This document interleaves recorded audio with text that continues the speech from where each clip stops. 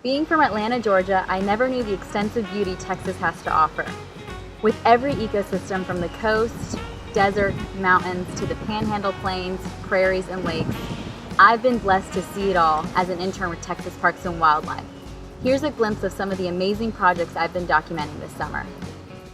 My first project entailed going out on Lake Austin with inland fisheries biologists.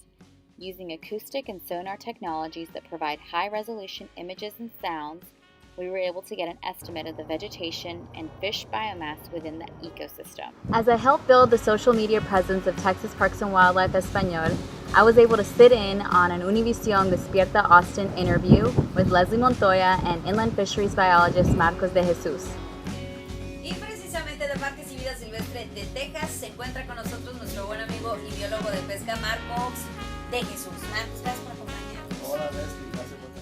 Later that week, I helped construct brush piles out of cedar trees to throw into Lake Austin.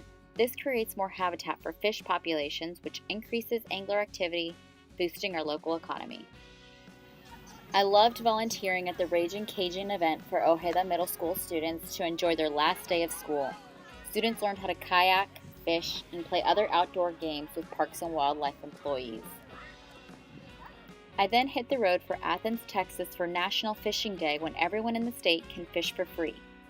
Here I visited the Texas Freshwater Fisheries Center, one out of 5 fish hatcheries in the state, where they breed trout, catfish, and largemouth bass to restock lakes around Texas. I was able to see Governor Abbott sign the bill to ensure that 100% of all sporting goods sales tax goes to our state parks, and lucky enough to work with the iconic and threatened Texas horned lizard, reintroducing this key species into their historic grounds up at Muse Wildlife Management Area. One highlight of my internship was being able to assist wildlife biologists survey pronghorn out of a small fixed-wing aircraft out west in Van Horn, Texas. This project is done to monitor the overall populations of pronghorn, a species whose existence is an important indicator for ecosystem health. I also stayed on Elephant Mountain, where wildlife biologists are working on reintroducing the desert bighorn sheep into their native grassland area. I saw Senator Kirk Watson speak about water conservation. We're Texans, and it's the greatest place on earth. But the truth of the matter is, we have a limited resource. It is a limited resource. Second, protection of that resource is not ipso facto being anti-business, and it's not anti-economics. In fact, they are tied together. Third, decisions need to be made based upon real science and not politics.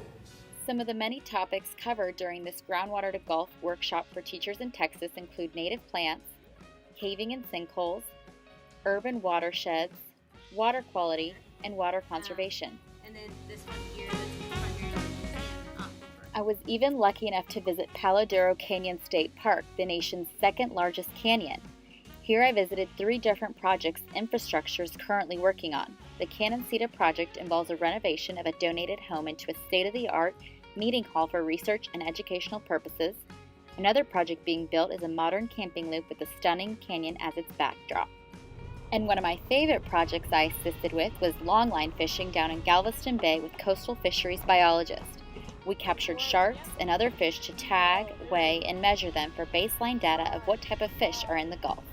14.5. I visited the Sea Center in Lake Jackson, where they breed red drum, spotted sea trout, and flounder in order to supplement their natural populations, and experienced a boat patrol with the game wardens down in Galveston Bay as they did water safety checks and commercial fishing enforcement, ensuring the fishermen are abiding by rules and regulations.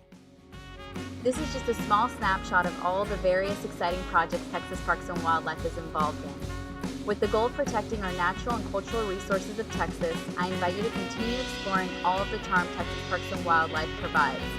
And remember to always take advantage of being outdoors, because we all know that life is always better outside.